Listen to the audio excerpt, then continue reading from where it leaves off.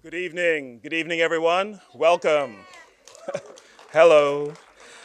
My name is Cameron Bailey. I'm the artistic director and the co-head here at TIFF. I'm glad to see all of you here tonight for a very special screening of David Cronenberg's Crash with special guest Viggo Mortensen. We like to begin by acknowledging where we are, and we are on the treaty territory of the Mississaugas of the Credit First Nation and the traditional territory of the Haudenosaunee, Anishinaabe, and Huron-Wendat. We're grateful to them for taking care of this land that we're on for countless generations, and we're grateful to have the opportunity to work in this community. On behalf of TIFF, I would also like to thank all of the people and the organizations who make this night and everything we do possible, beginning with our lead sponsor, Bell, our major sponsors, RBC, L'Oreal, Paris, and Visa, and TIFF Cinematheque's public supporters, Ontario Creates, and the Canada Council for the Arts.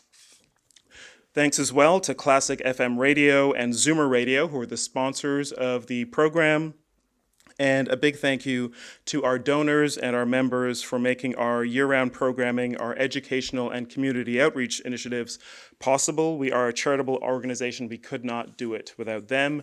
And in some cases, I think you here tonight, donors and members, thanks to all of you.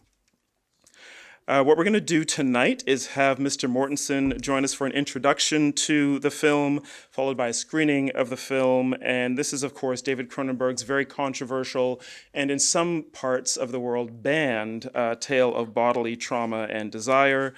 One special note, what you're going to see tonight is a 35mm print from TIFF's own print collection, the Film Reference Library's screening collection, which was selected by Viggo himself. I gave him a rather daunting list of all of the films in our collection, and this was one of the films he chose. He was here last Saturday screening our Carl Theodor Dreyer's Passion of Joan of Arc. Some of you, who was here for Passion of Joan of Arc? Anybody? Good. He has been very generous with his time in offering to present two of his favorite films to our audience. I'm sure most of you here know Viggo's work very well since his debut as a young Amish farmer in Peter Weir's Witness. His film career has been marked by a string of really remarkably diverse and strong performances. He's made over more than 40 films, including The Road, Appaloosa, the Lord of the Rings trilogy, A Walk on the Moon, Portrait of a Lady, Carlito's Way, The Indian Runner, The Reflecting Skin, as well as a number of Spanish language features. You may know Viggo speaks Spanish and Danish in addition to English. Alatriste, La Pistola de Mi Hermano, Jauja, and Everybody Has a Plan. And of course, 3 films with David Cronenberg, Eastern Promises, A History of Violence, and A Dangerous Method. He was most recently nominated for an Oscar for his remarkable performance in Green Book. Please join me in welcoming Viggo Mortensen.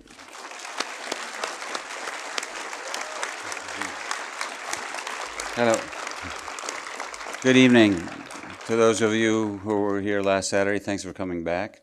And thanks to Cameron and thanks to the Toronto International Film Festival for having this screening series and for showing movies, I think, pretty much every day. In other words, it's not just an event that happens, for a week and a half, 2 weeks in early September. But it's a year-round passion for showing movies, having conversations about movies, preserving movies, and just promoting movie making and movie storytelling. So I'm honored to be part of that, to not have only been at the film festival several times with all 3 of those movies he mentioned, of David Cronenberg's, and some of the other ones he mentioned as well. I don't want to talk too much about the movie. I think we can discuss it afterwards. How many of you have seen Crash? And how many have not? That's cool. There's almost 50-50. So we'll see how many of you are here at the end. But since many have not seen it, I'm not going to say too much about it. We'll save that we'll talk afterwards with Cameron about it. But I did write down a couple thoughts, why this movie, because he sent me literally hundreds of, I have an impressive list of 35mm prints, and I chose these two could have chosen others, but I really, this one of the reasons that I wanted to show this movie, apart from the fact that I respect and admire David's work generally, and specifically this movie, it's a groundbreaking, thoroughly original movie, like most of his movies are, if not all of them, really. I would say I don't like being told what to think. But if I respect someone's knowledge and their approach to creating movies or anything else, like I do David Cronenberg's, then I don't mind being told, or better yet, asked to do something. But being told what to think is not something I'm into. And David never tells people what to think. And those of you who have not seen this movie will see that it certainly doesn't tell you what to think. I would say it would be almost impossible to remain neutral about this movie. I think that, as with all his movies, David's Crash poses a question. It shows us a particular way of living, but without judgment, without moralizing, the moralizing that nearly always seems to characterize the work of most movie directors. It's like they can't help it, or the studio or the producers can't help it. Yes, but you have to offer some solace to people. You have to give them some guidance. And, David Cronenberg makes movies for grown-ups. And he figures they can make up their own minds about what they're seeing. And I've always admired that about him. And so that is one of the reasons, apart from the quality of the movie itself and how thought-provoking it is, that I wanted that I asked him to show this print. So without further ado, I hope you enjoy the movie, and I look forward to talking with you afterwards. Thank you.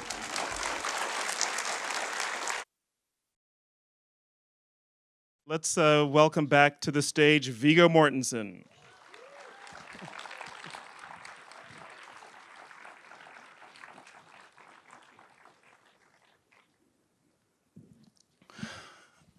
Viggo, I hadn't seen that in a long time. Most people stayed. It's shocking, but I love it. It stands up. It's as disturbing, as beautiful, as erotic as I remember, but somehow it just is more potent, I think, the more you see it. I think it gets better, actually. Yeah. As I mentioned at the beginning, you've done 3 films with David. You would have had a chance to talk with him and maybe even about Crash. How does his mind work?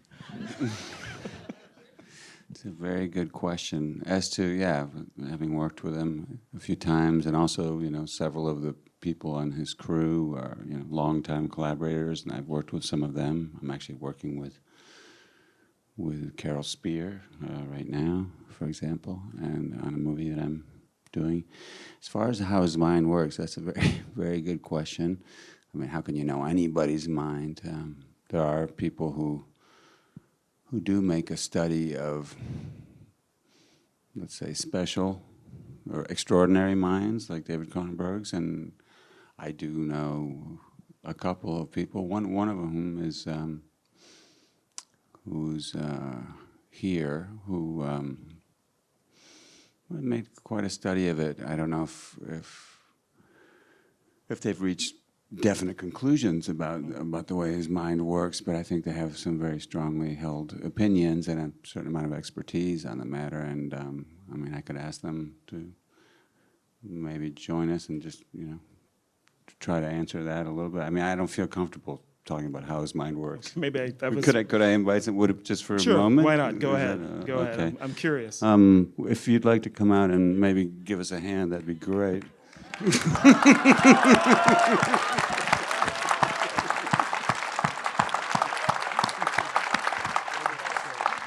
Right in the middle. Yeah, he's in the middle.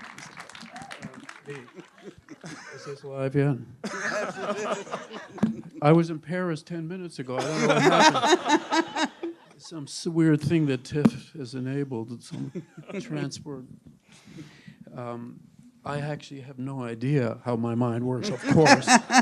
I'm the last person you should ask. Maybe that's really. just as well. But, well, I must say, I looked at Crash for the first time in about 20 years last week because the producer, Jeremy Thomas, is doing a restoration of it. Which it's a little weird to be alive and have your films being restored. You know? And so I watched it on my computer, and I laughed through the whole thing. I really did. I thought, these people are crazy. I mean, all they think about is sex and car crashes. What is this? I don't know if you had the same response. Well, one thing that what I thought about, you know, when I watched it again in preparation for being here today, I was thinking, well, essentially, and I'm sure this has been said, lots has been said about the movie, but that, you know, intimacy, pleasure, communication, sex can be anything. Really, Viggo? That's what I get you're coming from. over tomorrow, right? Yeah, I'm 8 o'clock. Good. All right. After dinner, before dinner. During dinner. Oh. But that can be anything, right? And I think that maybe, you know, I'm thinking about the controversy or the censorship, you know, in some places in Britain and other places, and the stir that it caused. The fact that I said before the movie started, I said one of the things I like about the way you direct movies is that you don't, you're not telling people what to think, and you certainly don't with this movie. You offer a world, a way of life, a behavior, and in this one, when I say sex can be anything, that's what I get from it. It could be anything. Pleasure, intimate connection, communication or lack of communication. It can be anything. And maybe for some people and some institutions, maybe that's makes them nervous that there are no moral guidelines. There's no absolutes in terms of what sex is or what pleasure is, you know. Well, when Jeremy Thomas proposed the novel, J.G. Ballard's novel, to me, and I started to read it, and after about 20 pages, I had to put it down because I found it quite repellent, actually, and very disturbing. And I said, no, I don't, Jeremy, I can't read it. And then eventually I did read it, and it's written in a very cold, sort of medical, clinical kind of way, which is, once you accept that, is quite extraordinary. And then, but I still thought, but you know, how could I can't see myself making this into a movie at all. And then... Did you feel that way about Naked Lunch? No, that was different, quite different, because Naked Lunch is funny, and you know, there's a lot of humor in it. The Ballard's novel had zero humor and zero like self-awareness. It was just what it was. And it had a weird medical sensuality. It was all described in medical terms. You know, the parts of the body and the sex was just described as almost as a doctor would describe it, who was, you know, so it was very unsettling in many ways. And then eventually, I was with Jeremy at some film festival. It could have even been here. I can't remember. And then I said, yeah, we should really do Crash. And I totally surprised myself by that. I don't know what was going on in my life at the time. I don't know. You know, came out of your mouth and you said, who said that? But I did have a Ferrari, I think, at the time.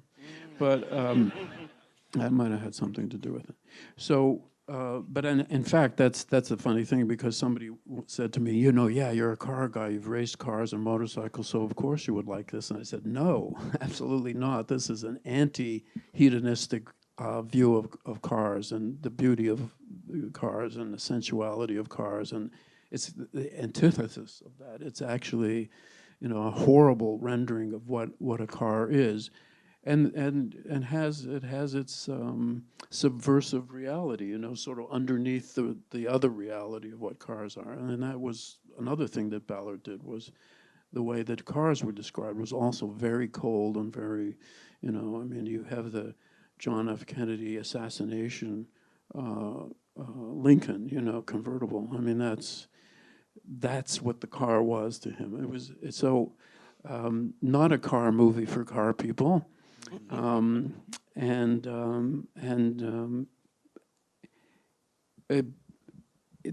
think watching my own movie, though, I did think that there was a sensuality in it that is not in the novel.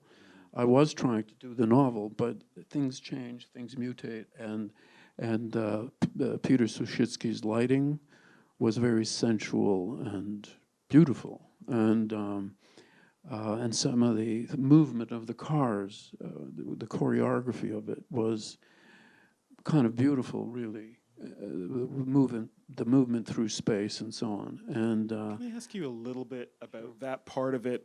Looking at the film 20 years on, what you really notice is that it's all practical effects. You're shooting. You really made Lakeshore Boulevard come alive in the city, and so you're using real locations. You're using real cars. There's none of that sort of digital plasticity to how you shoot those scenes, and the crashes feel so visceral as a result. Can you talk a little bit about how you went about doing that, because it looks dangerous as hell? Yeah. Oh, it was. It was. I mean, we were on the highway at night. Now, we had control of the section of highway that we had. We weren't shooting with civilians out there, but it's raining and you're hanging off the back of I did a little bit of shooting myself. We had multiple cameras. You're hanging off the tailgate of a camera car. And it's raining. It's real rain. We didn't have we were at the mercy of the weather, but it worked out so beautifully. When it needed to be raining, it was. And but the result is that it's actually, yes, it's definitely dangerous. We had some great stunt people doing the stunts, but they were really crashing into each other. I mean, that wasn't fake, but with safety stuff. It was pre-digital, it just was, just like The Fly was. So it's a whole other kind of filmmaking. And when it works, when you can do what you need to do, it is incredibly satisfying. And yes, that does add a sensuality that is palpable, I think, to an audience. Although I must say there's, digital stuff has gotten incredibly good. And I'm happy to use it when it's necessary. I mean, there are all kinds of little things that we did on History of Violence, for example. People don't think of it this way, but it's another tool that you can use. So you're not creating a creature that doesn't exist, but you are. There was a scene where there was some shooting happening, and the gun in the best take fell into the frame, and it wasn't supposed to be there, and you can just take that out digitally. And in the old days, you would have to use an inferior take because the continuity was wrong. But in this era, you can just get rid of it, put grass there instead of the gun, that kind of thing. If you have the post-production budget for it. Well, but that's another thing, though. You can That's do getting it on cheaper your phone too. now. I mean, it's getting seriously, you could do that on a good laptop now. As far as that thing you're saying, you just blurted out to Jeremy, I think I want to make this, and then thought, what? Who said that? Yeah.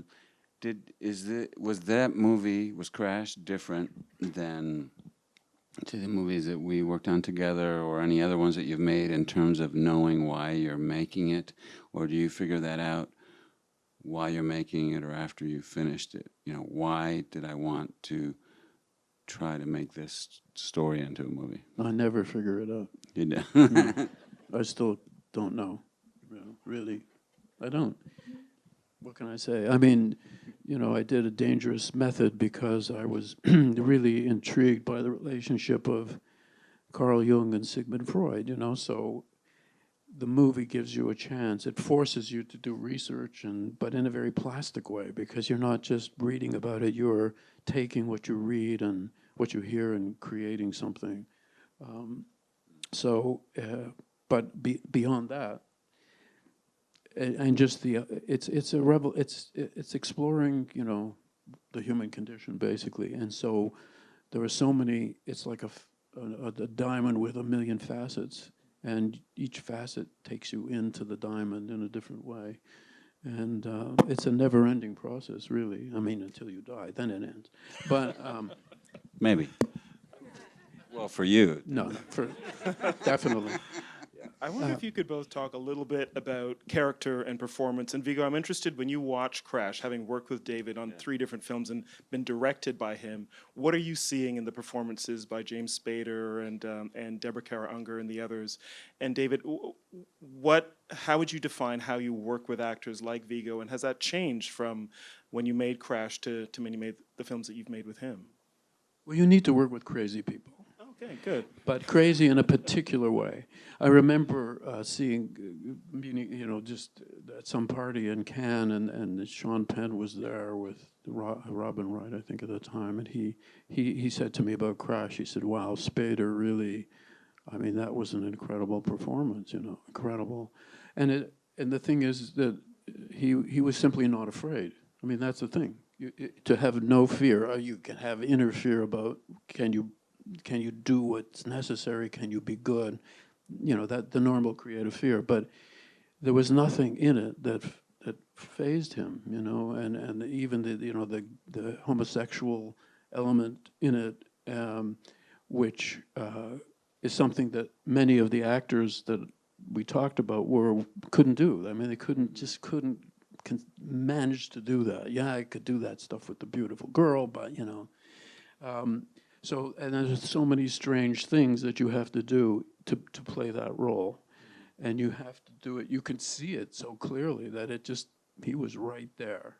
And that, I mean, part of being able to unleash that in yourself, unfiltered, is something not all actors can do, and certainly not Well, for every role. inspire a certain confidence, and Yes. You do. Yes, it's my evil hypnotism Yeah, thing. you're manipulative and evil and all those things. No, but you do. You create your sets. In my experience, are calm, can-do kind of settings, and people feel included. Not just the actors, but the crew. There is, you hear this all the time about movie shows, but there is a sort of a certain kind of family atmosphere that does get created. I remember on History of Violence, the first time we worked together, that was definitely true. And there were some scenes, with Maria Bello that also, that involved sex, and it was, we laughed a lot while we were doing it, and I bet you did on as serious, and there was a certain style that you had in terms of the way they were speaking, in reference to your question, the actors in Crash, and you get it right in the beginning, just the way Unger is speaking and the way James is speaking, and then it carries through the other characters. There's a certain way, and that's the script, and that's you, and the tone you're setting, and you're in, at least I'm in right away, and I was like, okay, this is the way they're doing this, and they were, as you say, they were fearless, all of them. They did what they had to do, but in a very natural way. That you created a world, which is what you always do with your movies. I think I always say that the first 10 minutes of any movie, you get a free pass as a director, as a filmmaker. I think it's like you could do anything you want, and after 10 minutes or so, maybe 15, but for me it's about 10. If something isn't happening, then I start to get restless. But the first 10 minutes where you establish the style of that particular piece, anything goes. And before you know it, with your movies, you're in. You're like, okay, this is the world I'm in now, and I'm watching this.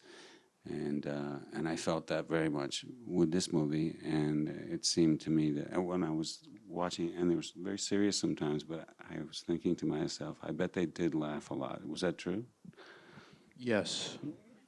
I mean, yes. Well, they were doing some of could those tell you. Well, scenes. first of all, I understand. Seriously, I understand that Ingmar Bergman's sets were actually a laugh riot. I've heard that. I've heard that. I heard that there was a lot of humor. Now, this is a Swedish director, very 50s, 60s, very serious, mostly black and white, So when I first started to direct, I made underground films with my friends, and that was my first filmmaking, and I'm completely self-taught. I never went to any film school or anything. But when I first was working with professional actors who were being paid, I was wary of them. You know, I thought, you can't, I did think I had to manipulate them, and I had to, because I was under such time pressures, I couldn't.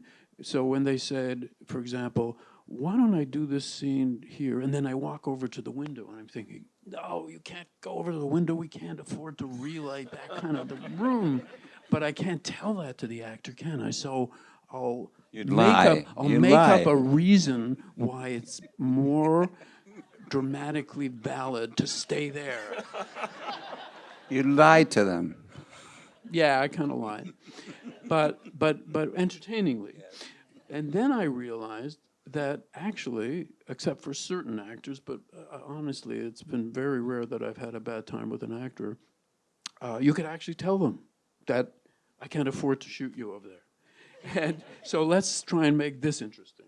And collaborate, and then it actually can work. You know, you don't have to be the mysterious guy behind the curtains, and that changed everything. And it happened very quickly. I realized that it was much better to have everybody be a collaborator, a colleague, and it didn't need an adversarial or manipulative kind of thing. And that's probably where that all developed from.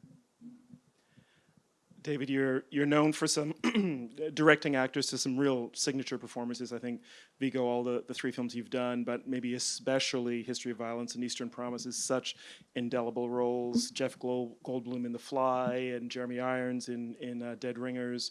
And I really love what Rosanna Arquette does in this film as well, because there's a kind of a pleasure in her performance that is really palpable.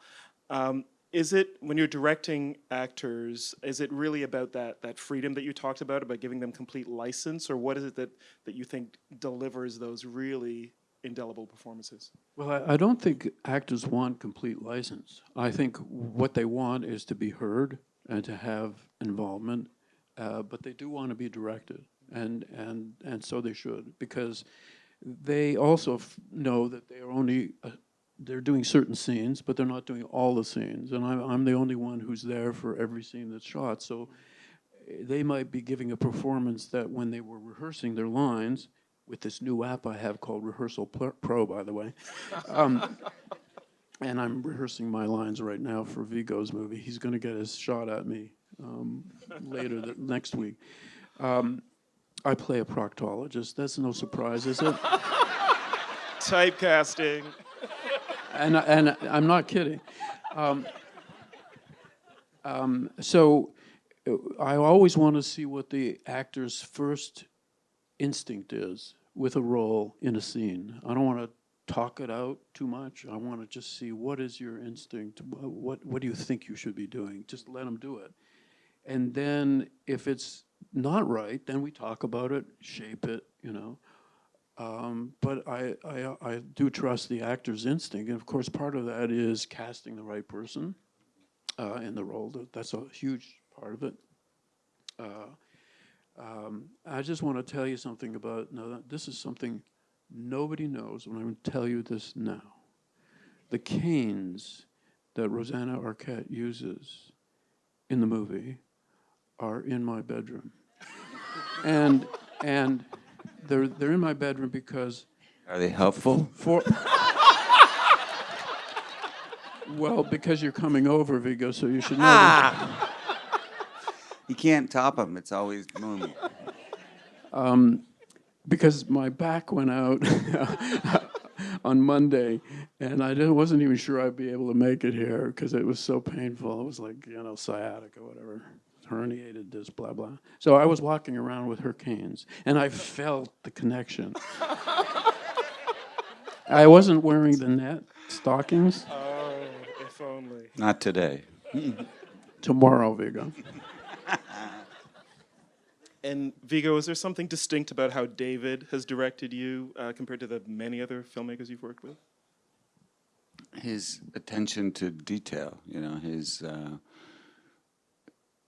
his powers of observation. You can feel it when you're being directed, and you can certainly see it in the finished product. You know, the work that he does, or that he does together with, say, with Ron Sanders, his editor. The shots he selects, obviously in terms of editing, but the way he, I mean, the first movie that we did, History of Violence, that was key. You know, the transitions between the two personas, you know, they're very, very subtle. And a lot of directors, even if they're watching closely on a monitor as opposed to with the naked eye, they would miss that a lot of times. But he doesn't miss anything. You know, he's seeing just a little, you see a little flicker, a little movement, a little something that goes, you know, that happens in your face, and he would know that that would be just right. So if you're working with a director who's less observant, there's a risk of doing a little bit too much to make sure that they see that there's a transition happening and that they use it, and then you see the finished product, I really shouldn't have done that much. It really needed much less, certainly in a close-up, for example. And the great advantage of working with someone like David is that he sees those things and he takes care of them. He looks for them. He welcomes them, you know, and he uses them. And that was true in Eastern Promises also, but any role, really. I mean, even in A Dangerous Method, which, unlike those, the first two movies we did, the character speaks a lot. But there are nuances in the tone of voice, and, you know, whether his ego is feeling under threat or whether he's defending or attacking. It's just slight little inflections of voice. It's not just in, you know, nonverbal expression, but also in vocal. You know, and you can, and in this movie, there's a lot of different ways that Spader responds to, say, Elias Koteas' character. You know, as he gets to know that person, you see his body language changes, and the way he speaks changes subtly. It's not just that, which he was, that James was very brave and that, you know, everybody was all in for the movie. But there's a transition that I was watching with James making as he's at first a little bit back, and it's also the way you're filming him. He's becomes more comfortable in that world, and he gets closer. And he gets closer in tone and in body language too. I mean, I've acted a lot in small roles in a lot of movies, and of course, Viggo, I'm looking forward to next week when you will, of course, apply all those wonderful director things. Yeah. Essentially, I'll be getting revenge all day long. I worry. Just remember, I will be wearing the gloves. But I certainly hope so. and tomorrow as well. As an actor, I realize, and I was doing it before I was acting, but you really want to know that you're being observed, that you really want to know that you're actually being watched. Now, you might think, of course, you know, especially with monitors now, which we didn't have in the old days, but now you're watching on a monitor. I actually like monitors because you're seeing only what the camera sees. Whereas if you're trying to see the actual actor, you're not seeing it from the same angle as the camera, which in the same lighting and everything else, and you're worried about tripping over the lights and stuff. Now you're watching the monitor, you're seeing what the camera's really seeing, but you can still not see. You can still not observe. And because there's so many things that a director's worried about, aside from just that performance. And an actor knows when he or she is not actually being observed in detail, and feels that he's on his own, you know, as you say, and maybe, yeah, as you say, maybe exaggerate this a little bit, and just in case, and, you know, so once you know that you're actually being seen, you can relax and leave that part to the director, and then just do the acting. Great. Can we take a couple of questions from the audience? Well, Yeah. they look like a scary group, but okay. Hard to tell. Do we have microphones? We do. Great. Okay, so we're going to take a little bit of time for some questions. We will start right here. Questions, please. Thank you very much. David, you're one of my favorite filmmakers, and it's an honor to be in your presence tonight. My question, though, is for Viggo. I Thank God. Sorry, buddy. You can go home now. okay, Go back to your Viggo, crutches. Viggo, I want to know, to you, what was the most valuable thing to come out from your working relationship with David, and has working with him also changed the way you looked at his past films? I'll take the the first one's tricky. I'm going to take the second question first. Has it changed the way I've looked at them? I don't know if it has. I can't really say. I mean, I enjoyed watching his movies before we met. I hadn't watched everything when I worked on History of Violence. I was curious, so I made sure I watched everything. Whatever I hadn't seen of his work, I watched all of it. I mean, I'm one of those moviegoers that have, for a long time and long before I started, that I did my first movie with him, that I would look forward to his movies. What's he going to do now?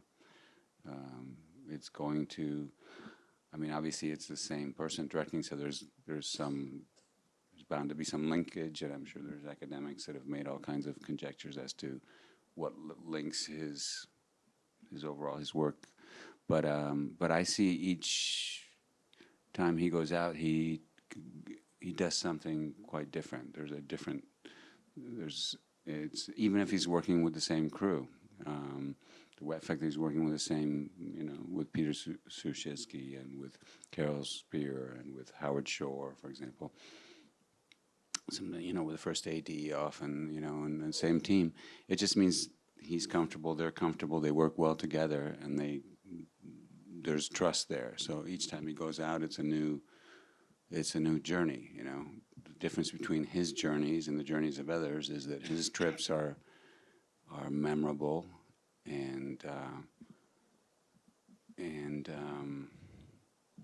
So he's really saying no, basically. No. His trips are memorable. There are a lot of trips that you'd rather forget, in terms of going to the movies. Every time you go to see a movie, every time you make one, that process. So yeah, I don't know that it's changed anything. It's just maybe I'm a little more interested, in the movies he's done since we worked together the first time, whether it's Cosmopolis or Maps of the Stars. I was obviously I know the team he's with, so I'm imagining that. I mean, when I look at something that I've done, I'm looking almost like you look at a photo album. You see a photograph of yourself as a kid, say with an uncle or something, and what I'm remembering is 90% outside of the photograph. It's how was that day and who else was there. Oh, that person's dead. That was also there, I think, and I was sick or I had the measles, whatever. And that's the same when I watch movies and when I watch now even movies that I'm not in that David has done, because I know that team was there. I imagine certain things that I wouldn't have just having worked with them. But other than that, I don't think my appreciation has grown one iota, actually. No. And what was your first question? I think we probably. I don't know why. We should go to someone else. Yeah, we should. Anyway, I got out of that first one. That's great. You have someone over this side? Question for David. After seeing the film 20 years later, one of the striking things for me was the good acting job done by Elias Koteas. And I was wondering what he brought to the role and how that character was developed. Yes, actually, I had tried to get Elias to play a role in Naked Lunch, and he had turned me down, and then later regretted it, as all actors do who turn me down. And so I think, so he was very attracted to the darkness in this, but it was a strange darkness, and it was, I think it scared him. I think, unlike Spader, I think he was scared. And for an actor, that's not necessarily a bad thing at all. He could push through that, being afraid, And and it gave his performance all kinds of edges, because it's such a strange role, because the character is such a strange character, and such a pivotal character. So it's, but we basically, though, he was lovely to work with. I mean, he was total pro, and we enjoyed. You know, we had fun as well. But it was, you know, it's doing the car crashes in the middle of the night. You know, the James Dean crash and stuff. I mean, that's very, very intense, difficult stuff. A lot of strange dialogue and a lot of physicality to it and stuff. And he brought a ton of that, you know, of the physicality, the strange sensuality, strange, perverse, mechanical sensuality to the role. He really found that in himself. So, not sure if I have answered the question, but there it is. Okay, can we go here? Thank you. Hi, Viggo, David, such an honor. Thank you so much for making films in Toronto and engaging with the community. It's inspiring, it's fantastic. Thank you so much. My question to you, last week on Les Passions de Jeanne d'Arc, one of the first lines that she says in front of the line of judges and church prosecutors is one where she defies giving them, she doesn't give in to them, she refuses to give her consent. And she says, even if you torture me and extract a confession, I'll deny it later, denying them that agency.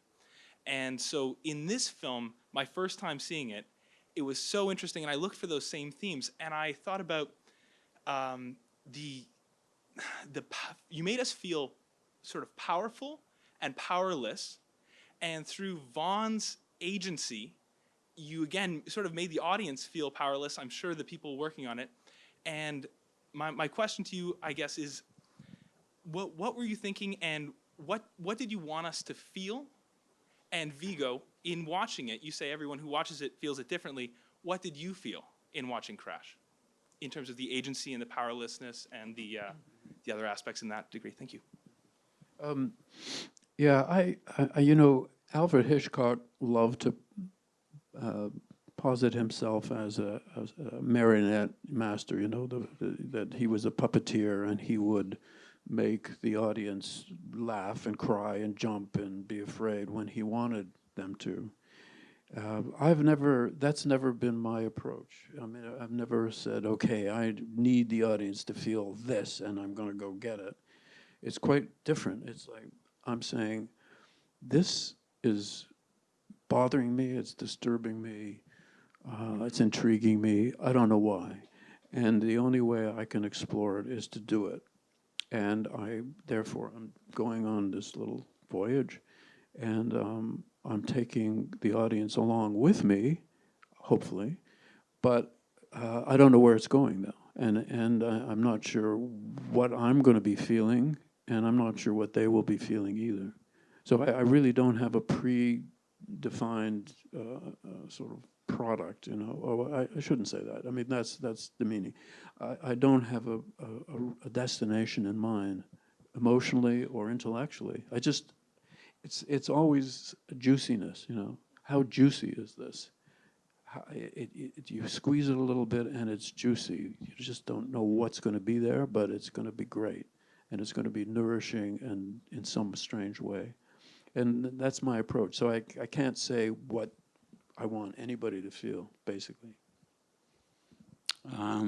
Watching it the most recent time, I thought and felt that it was a very thoroughly committed look at a particular way of interacting by human beings. Completely credible and involving in the same way that, let's say, you travel to another part of the world and you see how people relate on the occasion, you know, because of in some rite of kinship or marriage, or how they walk down the street, how they relate to each other in some activity, whether it be an intimate activity, as you see in this movie, or whether it just be a form of communication, language, the way they dress, you know, things like that. It was a particular small society that you create in all of your movies, I think, but you certainly see it in this movie. These people live in a way, I mean, there are people around. You obviously had a lot of extras available to you, and cars and drivers and so forth. But as you go along in the movie, and they get more into it, and James Spader's character gets more and more into it, they don't seem to have any concern whatsoever about being observed. They're very, and I'm sure that was intentional on your part. They are self-contained in a sense, and which we do, your groups of friends, your groups, people that you relate to for reasons of sexual identification, sporting team affiliations, race, cultural background, nationality, so forth. It's very, they take care of each other. It's almost like they don't need the outside world when they're fully engaged in their particular way of behaving. And I found that very believable, and I liked the way that you didn't involve the outside world, even though it's right there in a way. Because I really wasn't interested in the police and the detectives and the tracking down of who did this crash and who, that certainly comes from the novel. I mean, there's a moment when the police appear for a second and then they're gone, and that's basically the way Ballard dealt with it in the book. Now, you were talking about what I might want an audience to feel, but in terms of what I might want an audience to think, well, certainly I was thinking quite a few things. Like, for me, it's always been apparent that technology is basically an extension of our bodies. And, the phone, the ear, the television, your eyes, and so on and so on. And here, it's almost like a group of people who want to refuse their bodies with technology, to fuse their bodies again with technology, to bring the technology back into their bodies, that kind of thing. So it's kind of a meditation on the strangeness of human technology and the human body. It ends with them fused almost literally, the bodies in the car at the very end of the film. Yeah. I want to go, there's a woman right here, I think, who has a question. Yeah, you've got your hand up. Can we get the mic over there, please? Thank you. Hi, I have a question for both of you. To David, do you think this movie is a good metaphor for what's going on at the moment with the relationship to technology? Like, in the 21st century, we're very dependent on technology, and this movie is almost done 20 years before, but it kind of shows a sort of dependency on technology, even though it's a slightly earlier portrayal of a more sexual kind of animalistic need for it. And Viggo, I was wondering, since Lord of the Rings, have you felt that it's been hard to kind of move away from being typecast as Aragorn type characters, because people still see you as such a kind of, you basically portrayed a fictional character who was in many people's favorite stories, and so do you feel like that's kind of changed the way people have viewed your movies since then, or do you think it's kind of stayed the same? I got it. Yeah. Okay, great. Okay. Well, of course, when I cast him as Sigmund Freud, I was thinking of Lord of the Rings. I haven't seen that movie. Thank you. But to answer first, this is a kind of different thing. I mean, this technology in this movie is all mechanical. It's all mechanical. It's all sort of post-industrial revolution, but it's not. Weirdly enough, the movie I made much earlier than this movie, Videodrome, is much more like an anticipation of the technology we have here with sort of a television set that is interactive and all of that. This is in a different space, I think. I don't really think you can extrapolate where we are with technology now, with the internet and stuff, from this movie. It's a more physical, mechanical thing. And no, I've had more trouble trying to convince, audiences that I'm not David Cronenberg's personal slave. Not really. Which he is. Which I am. So why am I You'll trying find so that out hard to tomorrow. convince them otherwise? I can't wait. No, the Aragorn thing, I mean, I've never, that's never bothered me. It's not like, I've been asked that question by moviegoers and by journalists since I did those movies, and I don't know why that is.